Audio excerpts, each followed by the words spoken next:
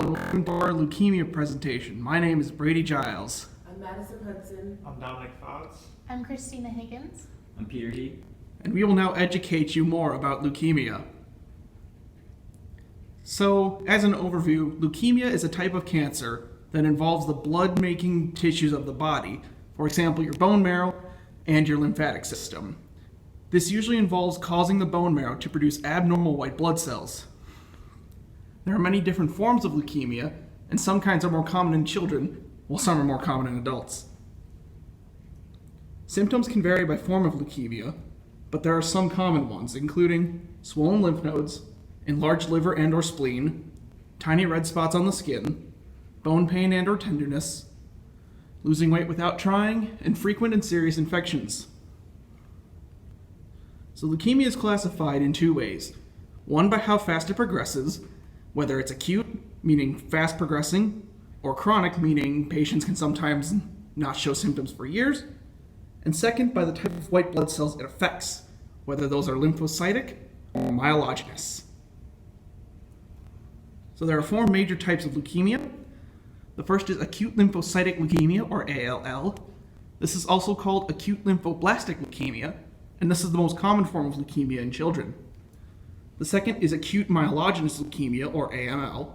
This is the most common form of acute leukemia in adults. The third is chronic lymphocytic leukemia, or CLL. This is the most common form of chronic leukemia in adults. And finally, chronic myelogenous leukemia, or CML. First, looking at the prevalence of leukemia, there are an estimated 363,000 people in the United States either living with leukemia currently or who are currently in remission.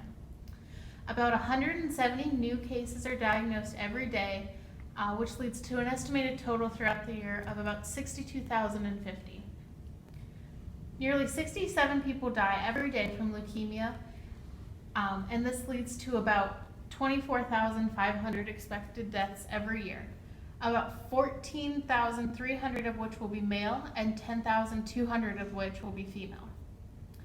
Hospitalization rates vary by the type of leukemia, but as an example, acute lymphoblastic leukemia in a study was found to have about 2 hospitalizations per patient year with a 5-day stay for their tested population. So there are some risk factors for leukemia, although we're not entirely sure what causes it. Exposure to benzene and large doses of ionizing radiation and tobacco smoke are thought to be particular risk factors. There seems to be some family history as a risk factor, and that there is a slight genetic increase or a genetic probability increase when a family member has leukemia. Down syndrome or blood disorders such as polycythemia vera, which is a disease where there are too many red blood cells in the bone marrow and blood and causes the disease or the blood to thicken, are also considered warning signs. Chronic myelogenous leukemia in particular has a gene mutation called the Philadelphia chromosome, and this results in the bone marrow making an enzyme that causes too many of the stem cells to develop into white blood cells, although thankfully this does not seem to be passed from parent to child. There seems to be a race gap, as people of a Caucasian descent seem more likely than others to develop the disease. And there's also a gender gap, as men see a far greater risk of developing leukemia when compared to women. So with the burden of disease, there are direct costs and indirect costs. So a 2011 study in the Journal of National Cancer Institute determined the cost of all cancer care in the United States totaled $124.5 billion in the year 2010. The researchers projected the total cost would rise to $157.7 billion by the year 2020. The indirect costs, the biggest financial impact is in terms of loss of life and productivity, in which cancer accounts for 1.5% of global gross domestic product losses. The AICR estimates Americans lost 83 million years of healthy life because of cancer deaths and disabilities in the year 2008. Although these figures are not specific to leukemia only, the cost of cancer annually includes all different types of the disease. Therefore, this data serves as a rough estimate of the burden of the disease. Alright, so here we're going to be comparing two different types of treatments. Here we have two different types of drugs. The first drug is methotrexate. Methotrexate can be also called as Rumitrex and Drexel. The chemistry behind this is that it's an anti-neoplastic anti-metabolite with immunosuppressant properties.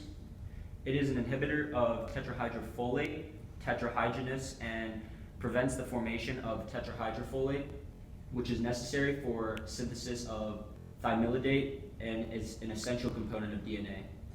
The pharmacology behind this is that methotrexate is an injection that comes in a powder and mixes it, with liquid to be injected intramuscularly, which, for examples, is the muscle, vein, or artery. The pharmacokinetics behind this is that methotrexate is a folate analog that distributes to the non-fatty tissues of the body. The organs consist of the liver, kidney, and skin. The tissue of the gastrointestinal tract, the spleen, and bone marrow differ from others because they transport across the cell membranes at a slower rate. The methotrexate is cleared from the body through both urinary and biliary routes. In order to find this, you can find them at your local cancer treatment hospitals and ask your doctor for more information. The second type of treatment or drug is called arsenic trioxide. The brand name for this drug is Tresinox. The chemistry behind this is that it's an anti-cancer drug. So anti-neoplastic or cytotoxic are two examples. The anti-neoplastic prevents or inhibits the development of a tumor. Cytotoxic basically destroys the living cells because it's toxic to them. The pharmacology behind this is it's an arsenic trioxide is administered through an IV injection over the course of 1 or 2 hours, which causes the death of leukemia cells by morphological changes and the DNA fragmentation. Arsenic trioxide also damages and degrades the fusion proteins promyelocytic and leukemia, retinoic acid receptors RAR and PML. Pharmacokinetics behind this is that it runs through the blood and excreted through urine after completion of administration. And you can also find these at your Cancer Treatment Centers of America for chemotherapy. So the use in cancer for these drugs, methotrexate is approved to treat the following: acute lymphoblastic leukemia, which has spread to the central nervous system or prevent it from spreading there; breast cancer, gestational trophoblastic disease; head and neck cancer, there's certain types to this; lung cancer, mycosis fungoides, a cutaneous T-cell lymphoma that is advanced; non-Hodgkin lymphoma, which is also an advanced cancer treatment; osteosarcoma, that has not spread to other body parts, but it is used for surgery to remove a primary tumor. And lastly, we have arsenic trioxide, which is approved to treat acute promyelocytic leukemia. This is basically just for patients whose disease has not gotten better for chemotherapy or has recurred. With the business perspective of these two treatment types, there's a few key points to note.